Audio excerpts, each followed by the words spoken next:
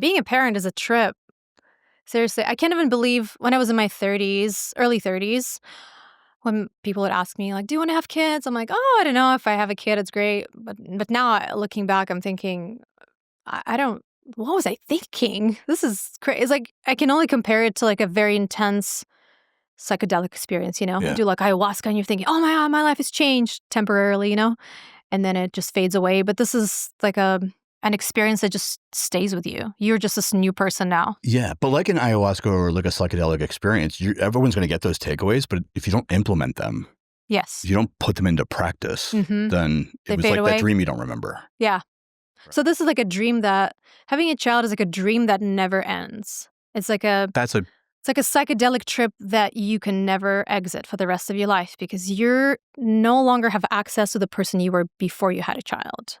At least the way it was for me. You know how there's studies now that they take a brain scan of a woman before she gets pregnant, during pregnancy, and after? Mm-hmm. And they can now prove that certain parts of your brain become more active or light up, and you lose a certain amount of gray matter. Your brain gets completely reprogrammed. So you no longer have access to this person you used to be. You can try to hold on to that identity and the person you were before your child, and there's remnants of it and there's memories, but you no longer identify yourself. But there's a grieving period that happens while, your brain is changing itself. And if you're going through that grieving process effectively, you come out so much better on the other side. But are you ready to talk about kids? That was perfect. I just feel like I interrupted you and you went, I just want you to just look at me and say, having a child is a dream that never ends. Having a child is a dream that never ends. It really is. And you don't want it to end. That's the best part. Emily, take this, loop it, and cut that that was a beautiful sentiment. Ah, thank you. Beautiful. I feel it. Like as you were saying, I was like, this is going to go viral. and I almost like jumped in to say something, and I was just like, I don't want that. I'm going to finish it. I was like, that was perfect. I appreciate it. That was really perfect. I've heard like a lot of beautiful things said about being a mother, and that was beautiful. I appreciate it. Thanks, Spencer. My pleasure. But in that vein, what is a success, or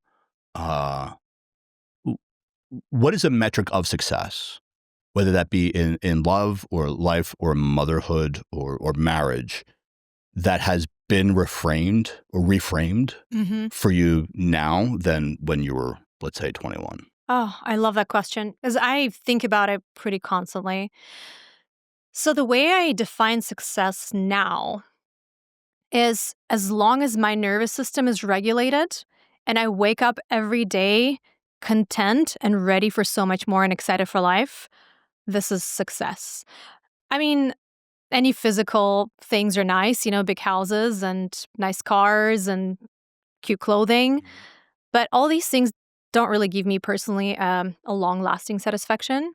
And now that I'm a mom, just making sure my family's healthy and happy, and I can be this example for my daughter of how to live her life, where she can, take some parts of it and follow, and take some parts and say, I want to choose differently. But I feel like when you're talking about, success, it also ties into the whole sense of purpose, right? Like if you ask me what the purpose of life was in my 20s and 30s and now, I'm going to be 40 this year, actually. So this is kind of a big deal for me. Like in my 20s, my life was very self-focused. It was all about getting to know who I am, exploring different opportunities, making money, making my body look different via fitness and nutrition. Then it became more of like, oh, these are all the things that I've never had before. So let's just build and buy and reach these milestones and meet new people. But when I made it to Austin, I saw Austin as like a Never Land with a lot of like Peter Pans and it is that. But it really is that. And I didn't recognize it right away. The whole conversation we had earlier, like I said at Whole Foods on Lamar when I first visited Austin, I was thinking, oh my God, everybody's just beautiful here. That used to be like the number one dating spot in Austin. Is it really? It used to be. I'm not surprised. And it was like a Tuesday morning. And I'm thinking, okay, what are these beautiful people doing here on a Tuesday morning? Like, aren't they supposed to be at work? Because I was living in New York City at a time, and the energy there on a Tuesday morning is like a Very complete, different. the 180. So it just made me realize, okay, this is a completely different type of place, right? This is a place where people are not so goal-oriented in that particular way of like making money and having to hustle so hard and not having time to say hello to their neighbors. This is a different pace of life, but also they prioritize different things. So it made me shift my perspective, and it shifted pretty dramatically. I went a little bit too far to the, right or left. I was having fun. I was making money. I was partying. I was extending my social network. And it was a life of pleasure, really, for I would say 7 years of my life in Austin. We were this, like my now husband, boyfriend at a time, we're this dink couple, double income, no kids. We're just doing whatever we wanted. Like if tomorrow we wanted to fly to Amsterdam, we'll do it. If the day after we want to go on a boat, both having flexible schedules, money, energy, time. But then at some point, I had this conversation with myself. How long is this stage of my life is going to last? Because I knew that it was coming to an end. I didn't know again if it's the age, and I was in my middle 30s at a time, but I just knew that this is coming to an end. And then I did ayahuasca. And then I saw my daughter during my ayahuasca journey. Really? And after that, I believe in magic, really. I wasn't even a truly religious person my whole life. I was spiritual. I believe in magic in lots of ways, but that blew my mind. Were you in Peru or Costa Rica? No, I was in Austin. Really? Actually, a friend of mine whom I've known for 15 years, who is a like a Polchak Institute practitioner. So she connected me with a guy who came from Hawaii, and he facilitated a ceremony here for 3 days on a ranch right outside of Austin. Yeah. So it was kind of a random, but I felt like I also called this experience in a way, manifested it. I was ready for it. Was one of your intentions going into that journey to?